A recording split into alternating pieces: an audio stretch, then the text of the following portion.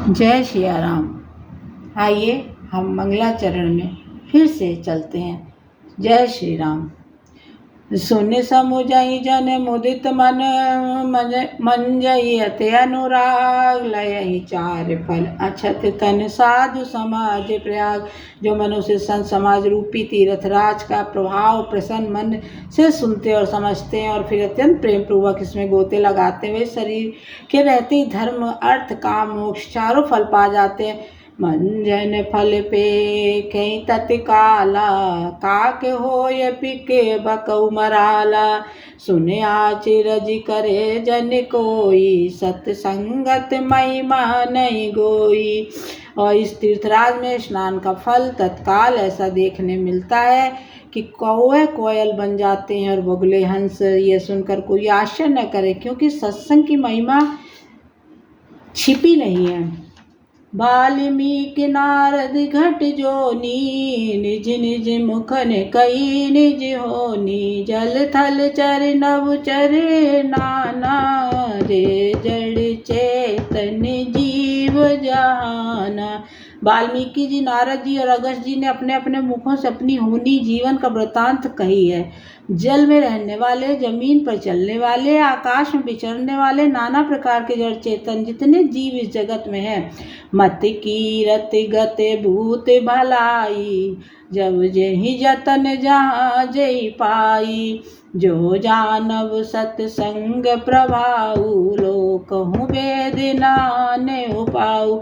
उनमें से जिसने जिस समय जहाँ कहीं भी जिस किसी भी यत्न से बुद्धि कीर्ति गति विभूति ऐश्वर्य और भलाई पाई है, वो सब सत्संग का ही प्रभाव समझना चाहिए। वेदों में और लोक में इनकी प्राप्ति दूसरा कोई उपाय नहीं है।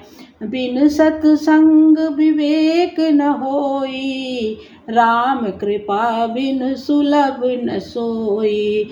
सत्संगत मुद मंगल मूला सोई फल सिद्ध सब साधन फूला।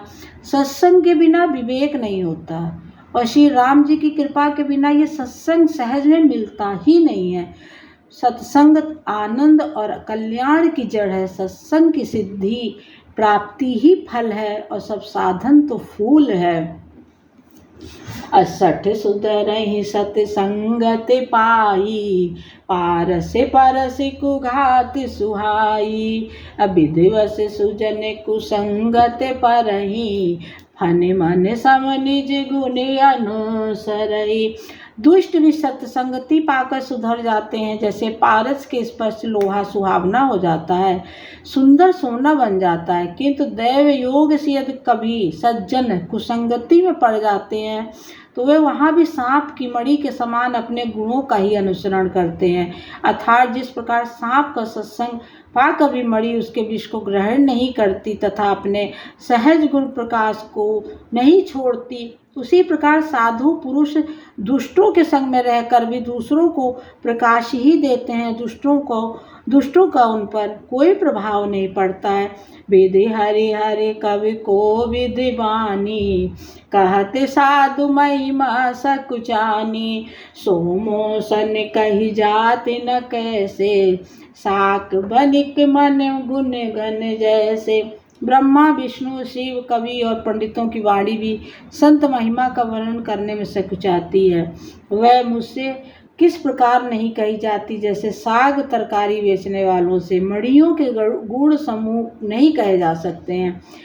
अबंधौ संत समान चित हित अनिहित नहीं कोय।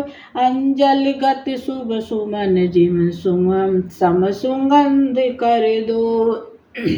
मैं संतों को प्रणाम करता हूँ जिनके चित्त में समता है, जिनका न कोई मित्र है न कोई शत्रु है। जैसे अंजलि में रखे हुए सुंदर फूल, जिस हाथ ने फूलों को तोड़ा और जिसने उनको रखा, दोनों ही हाथों को समान रूप से सुगंधित करते हैं, वैसे ही संत शत्रु और मित्र दोनों को समान रूप से कल्याण करते हैं। संत सरल चित जगत हित जान सुभाव सने। बाल विनय सुने करि कृपा राम चरण रत देव। संत सरल हृदय और जगत के हितकारी होते हैं। उनके ऐसे स्वभाव और स्नेह को जानकर मैं विनय करता हूँ। मेरी इस बाल विनय को सुनकर कृपा करके श्री राम जी के चरणों में मुझे प्रीति दे। बहुरे बंद खल घन सति भाए, जे बिनु काज दायने वाए। परहित हान लाभ जिनके रे, उजरे हर्ष विषाद बसेरे। अब मैं सच्चे भाव से दुष्टों को प्रणाम करता हूँ, जो बिना ही प्रयोजन अपना हित करने वालों के भी प्रतिकूल आचरण करते हैं। दूसरों के हित की हानि ही जिनकी दृष्टि में लाभ है, जिनको दूसरे के उजड़ने में हर्ष और बसने में विषाद होता है।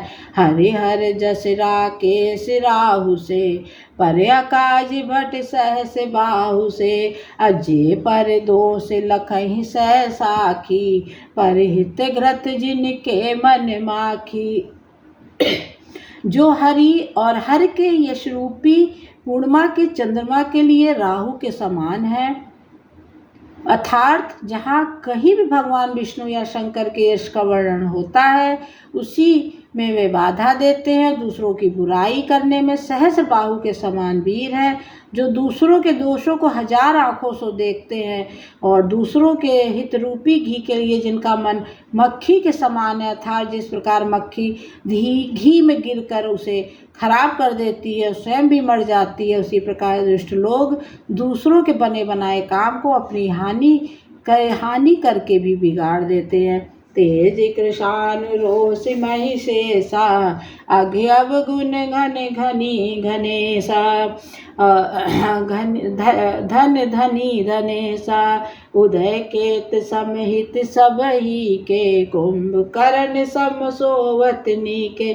जो तेज दूसरों को जलाने वाला ताप में अग्नि और क्रोध में यमराज के समान है, पाप और अवगुण रूपी धन में कुबेर के समान धनी है, जिनकी बढ़ती सभी के हित का नाश करने के लिए केतु पुक्षल तारे के समान है, जिनके कुंभकर्ण की तरह सोते रहने में ही भलाई है।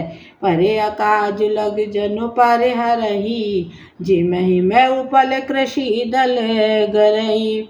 बंदौ खल जस शेष सरोषा, सहस बदन भर नहीं पर दोषा।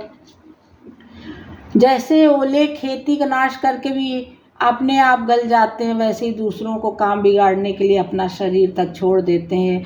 मैं दुष्टों को हजार मुख वाले शेष जी के समान समझकर उन्हें प्रणाम करता हूँ, जो पराये दोषों को हजार मुखों से बड़े रोष के साथ वर्णन करते हैं। ये हमारे तुलसीदास जी महाराज जी उनकी वंदना भी कर रहे हैं, जो ऐसे व्यक्ति लोग भी हैं। पुनः प्रणवौ पृथ्वीराज समाना, पर अघ सुनहि सहस दस काना। बहुर शक्र सम बिन बहुते ही, संत समाज सुरानिक हित जय। पुनः उनको राजा पृथु, जिन्होंने भगवान को यश सुनने के लिए 10,000 कान मांगे थे, कि उनके समान जानकर मैं उन्हें प्रणाम करता हूँ, जो 10,000 कानों से दूसरों के पापों को सुनते हैं। फिर इंद्र के समान मानकर उनकी विनय करता हूँ, जिनको मदिरा नीकी और हितकारी मालूम देती है। इंद्र के लिए भी सुरनीक अर्थात देवताओं की सेना हितकारी है। बचन वज्र अजहि सदा प्यारा, सहस नयन पर दोष निहारा। जिनको कठोर वचन रूपी वज्र सदा प्यारा लगता है, और जो हजार आँखों से दूसरों के दोषों को देखते हैं। उदासीन अरमित हित, असुनत जरहि खल रीत। जान पान जुग जोर, जन बिनती करई सप्रीत।